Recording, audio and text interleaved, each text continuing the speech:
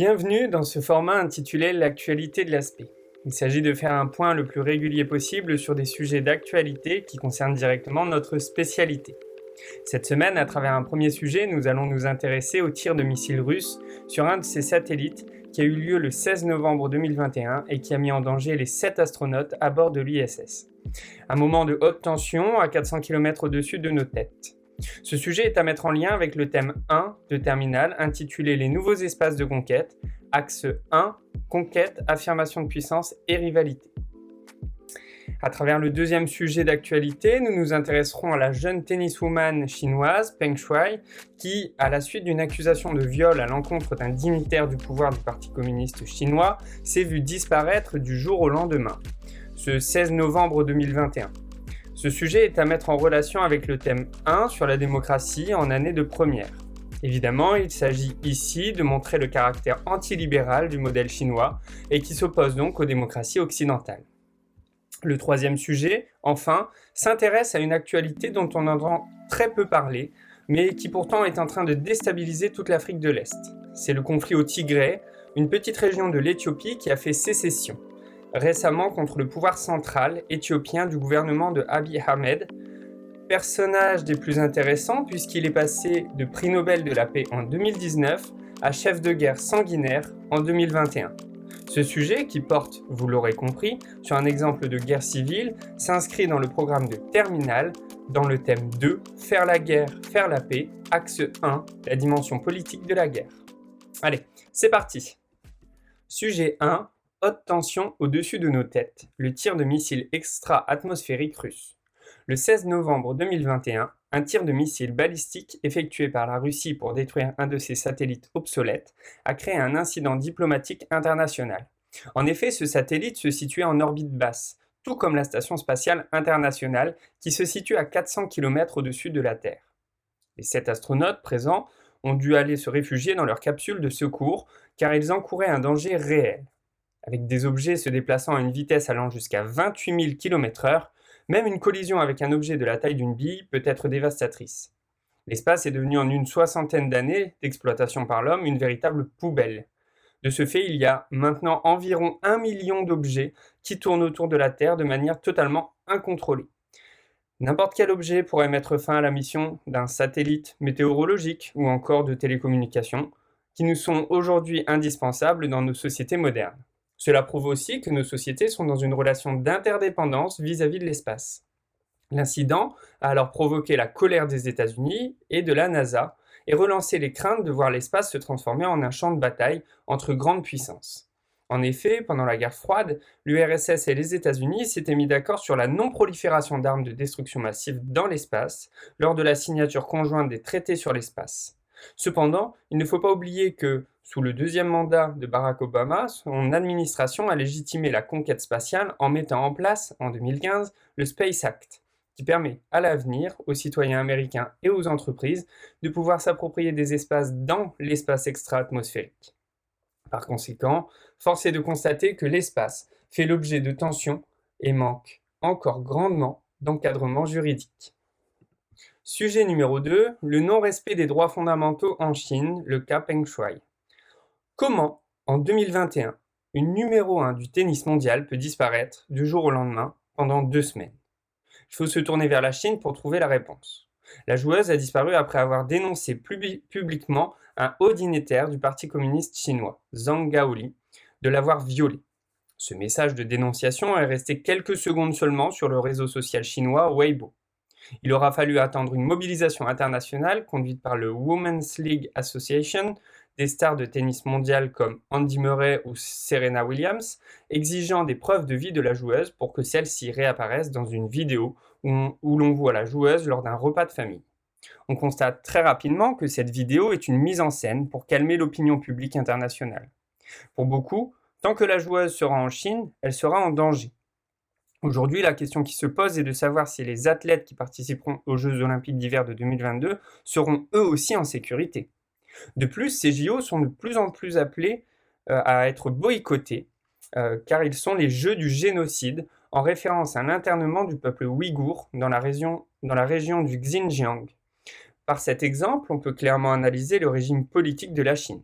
Celle-ci n'a jamais connu la démocratie et a toujours été un régime autoritaire dirigé par un parti unique, le Parti communiste chinois. Les droits de l'homme n'ont jamais été respectés et ces derniers temps, ces droits sont même dénigrés par le pouvoir chinois comme étant une faiblesse pour l'Occident. Ces critiques sont en lien avec la comparaison de la gestion de la pandémie en Chine et en Occident. À travers le cas de Peng Shuai, la Chine s'oppose donc aux droits de l'homme, en particulier à l'article 7, qui nous informe que, je cite, « Nul homme ne peut être accusé, arrêté, ni détenu que dans les cas déterminés par la loi et selon les formes qu'elle a prescrites. Ceux qui sollicitent, expédient, exécutent ou font exécuter des ordres arbitraires doivent être punis. » Enfin, sans surprise, le sujet est absent des médias chinois qui n'ont pas évoqué le sujet sur Peng Shuai. Cela prouve le contrôle total de Pékin sur les grands médias du pays et sur l'information en général. Sujet 3. La guerre civile au Tigré. Comment un prix Nobel de la paix en 2019 peut se transformer en chef de guerre sanguinaire en 2021 ? Voilà une question plutôt surprenante. Abiy Ahmed est arrivé au pouvoir en 2018 à la tête du deuxième pays le plus peuplé d'Afrique. Il était très populaire en Éthiopie comme sur la scène internationale. Beaucoup d'enthousiasme et de ferveur accompagnaient ce jeune dirigeant qui promettait d'apporter la paix, la prospérité et la réconciliation dans cette région troublée de l'Afrique et dans un pays au bord de la crise.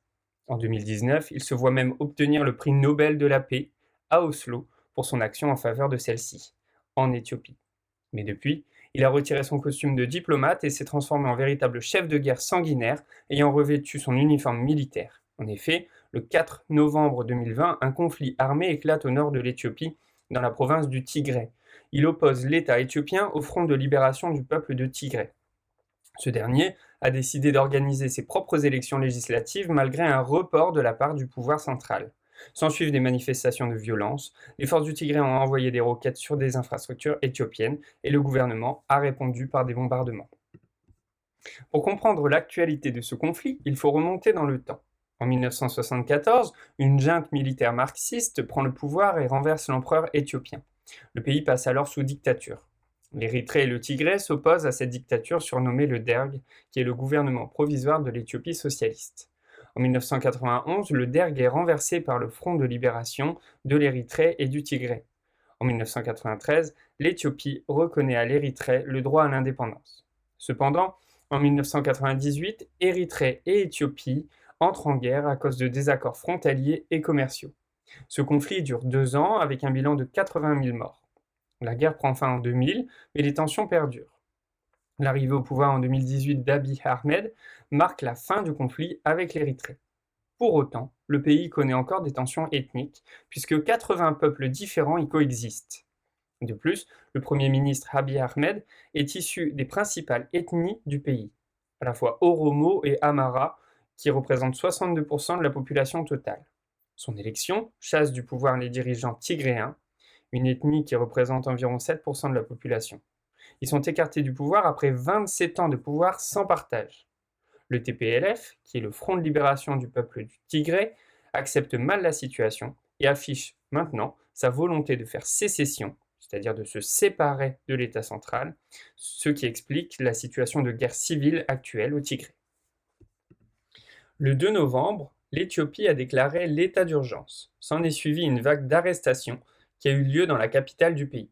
Les personnes visées sont beaucoup originaires de la région séparatiste du Tigré. 16 employés de l'ONU en Éthiopie ont été arbitrairement arrêtés.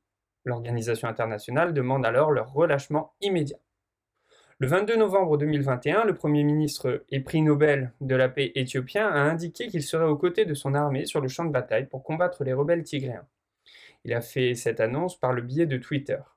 La prise du commandement militaire par Abiy Ahmed intervient alors que l'émissaire de l'Union africaine pour la Corne de l'Afrique, le Nigérian Olusegun Obasanjo, tente d'obtenir un cessez-le-feu et que les États-Unis, par la voix de Jeffrey Feltman, envoyé spécial pour la Corne de l'Afrique, ont également tenté de discuter avec les différentes parties du conflit. Pour l'heure, il n'y a pas de perspective d'issue à cette guerre civile, ni de processus de paix en cours, tant il est difficile d'amener les acteurs à la table des négociations. Enfin, ce conflit est très peu médiatisé en Occident. En effet, les journalistes ont toutes les difficultés pour accéder au front et ne peuvent donc transmettre d'informations sur un éventuel nettoyage ethnique envers les Tigréens. Le gouvernement d'Abiy Ahmed muselle la presse et les réseaux sociaux du pays. Affaire à suivre donc. Voilà. Je vous remercie pour votre écoute, j'espère que cela vous a plu, je vous dis à très vite pour une nouvelle actualité en lien avec la spécialité et n'hésitez pas à vous abonner. Au revoir.